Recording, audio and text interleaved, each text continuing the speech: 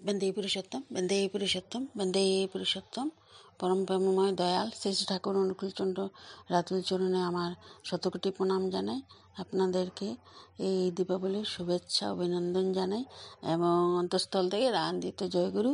তো এই আজ তো দীপাবলির শুভক্ষণ, সেই মা আলোর উৎস, মা শক্তির ধারা।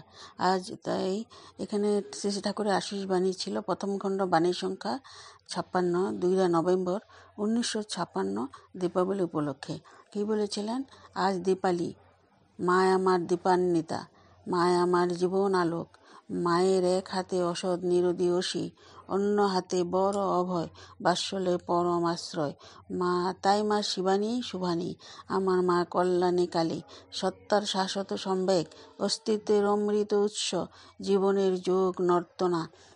সে এই যে আমার মা। তো আজ দীপালি, মা আমার দীপান্বিতা, মায় আমার জীবন আলোক। এখানে দীপান্বিতা মানে যে মা নিজেই আলোকময়, তিনি অন্ধকার দূর করে জীবনের আলো জ্বালান। ঠাকুর বলছেন, মা কেবল পূজার প্রতিমা নন, তিনি আমাদের চেতনার দীপশিখা, যিনি জীবনের প্রতিটি কোণে প্রজ্বলিত করেন প্রেরণার আলো। মায়ের এক হাতে অসৎ নিরোধী অসি, অন্য হাতে বর ও অভয়। মায়ের এক হাতে আছে অসুর নাশিনী শক্তি, যা মন্দকে ধ্বংস করে, আর অন্য হাতে আছে ভক্তের প্রতি বরদান ও অভয়, অর্থাৎ স্নেহ ও রক্ষা। এই দুই দিক দিয়ে মা শক্তির প্রকৃত পরিচয়। নির্মম শক্তি ও কোমল মমতা একসাথে, বাৎসল্যের পরম আশ্রয়। তাই মা শিবানী শুভানী, আমার মা কল্যাণী কালী। মা হলেন সেই চিরবাৎসল্য, যিনি সব দুঃখে আমাদের আঁচলে টেনে নেন, তিনি শিবানী। কল্যাণের সহধর্মিণী শুভানী, মঙ্গলময়ী, আর কল্যাণকালী অন্ধকারের আলোকের মা, সত্তার শাশ্বত সম্বেগ, অস্তিত্বের অমৃত উৎস, জীবনের যোগ নর্তনা। মা হলেন সত্তার মূল স্পন্দন, জীবনের ভিতর প্রাণ শক্তি। তিনি ধ্বংস নন, তিনি নব সৃষ্টি ও চেতনার জাগরণ। তাই তার মধ্যে আছে যোগ, আনন্দ, নিত্য, যা জীবনকে পূর্ণতা দেয়। সে এই যে আমার মা। এই বাক্যটি এক আত্মিক উপলব্ধি। ঠাকুর এখানে ঘোষণা করেছেন, আমি তাকে খুঁজে পেয়েছি, তিনি কেবল দেবী নন, তিনি আমার মা, অন্তরের আলোক ও অস্তিত্বের আদ্য শক্তি। শ্রী ঠাকুর এক জায়গায় বলেছিলেন যে কালী মানে সংখ্যায়নী গতি, যে গতির দ্বারা সংখ্যা অর্থাৎ সৃষ্টি হয়। কালো, নেগেটিভ অফ অল কালার, সমস্ত বর্ণের অনুপস্থিতি। শিব, কম্বিনেশন অফ কালার, সমস্ত বর্ণের সমাবেশ। শিবের অপোজিট পোল, বিপরীত মেরু কালী। মা মেপে দেন, পরিমাপিত করেন, প্রত্যেককে তার মতো করে সৃষ্টি করেন। কোথাও একটার মতো আরেকটা নয়, প্রত্যেকে আলাদা। এক বাপের 5 ছেলে, প্রত্যেকে আলাদা। মাই যেন আলাদা করে মেপে দেন। নিজের মাকে বাদ দিয়ে যে কালী পূজা করে, শ্যামা পূজা করে, জগদ্ধাত্রী পূজা করে, সেই পূজা সার্থক হয় না। প্রত্যেক মা ও বাবা তার জীবন্ত গৃহদেবতার বিশেষ। মার উপর টান থাকলে সদ্গুরুর প্রতি টান আপনা থেকে হয়ে ওঠে। আলোচনা প্রসঙ্গ 21 খণ্ড।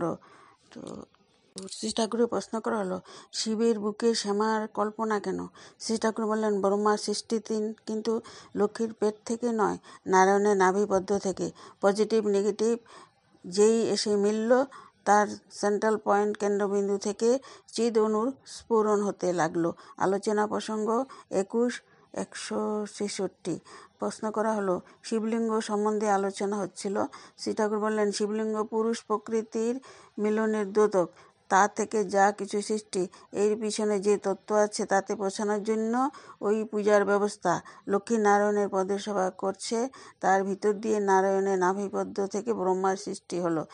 এই রকম কত ব্রহ্মা নাকি আছে। আলোচনা প্রসঙ্গ 22-16।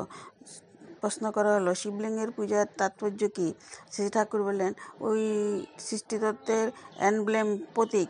মাতৃজগৎ যা কিছু উদ্ভিন্ন হয়ে উঠেছে পুরুষ প্রকৃতির মিলনের ভিতর দিয়ে, যা সত্তাপোষণী, তাই সত্য ও শিব অর্থাৎ মঙ্গলকর, এবং তাই আদরণীয় অর্থাৎ সুন্দর। তো প্রশ্ন করা হলো, লিঙ্গ শরীরের মানে কি? শ্রী ঠাকুর বললেন, লিঙ্গ শরীরের মানে চিহ্ন শরীর। শুক্রাণু ও ডিম্বকোষ কোনো জীবাত্মার পূর্বজন্মের মৃত্যুকালীন ভাবকে আশ্রয় করে মিলিত হয়ে জাইগোট গঠিত হয়। তাকে বলা হয় লিঙ্গ শরীরের বাস্তব রূপ। সত্য ও স্বাচ্ছন্দ্য বাদ দিয়ে কোনো ইজম বাদ নেই। এই বাদ দিয়ে যে ইজম বাদ, তার কোনো দাম নেই। আর এই সত্তাকে নিতে হবে সামগ্রিক সংগতিতে। আলোচনা প্রসঙ্গ 22-314। জয়গুরু সবাইকে। আমার খুব ভালো লাগলো এটা পড়ে, আপনাদের সাথে শেয়ার করলাম। সর্বাঙ্গী মঙ্গল হোক এবং সুন্দর হোক আপনাদের দিনগুলি। জয়গুরু।